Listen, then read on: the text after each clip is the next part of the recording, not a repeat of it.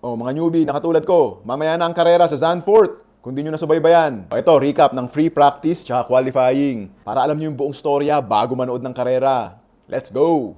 Unang practice, si Norris ang pinakamabilis, tapos si Piastri, tapos si Stroll. Umikot si Hamilton, napadaos-dos si Tsunoda, tapos si Antonelli nagraba. Sa lahat ng free practice, si Norris ang naging pinakamabilis.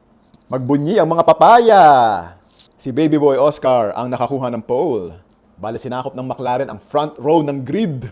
Pangatlo ang hometown hero na si Verstappen.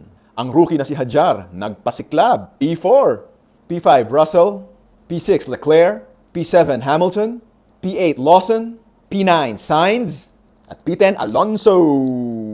Kulelat na naman ang bata nating si Stroll. Iba yan, Lance, baby boy. May tumawid pang Fox nung qualifying. Kaya sabi ni Adami, Fox, Fox this lap. Naghari ang McLaren sa practice tsaka sa qualifying. Kaya tuwan-tuwa ang mga papaya.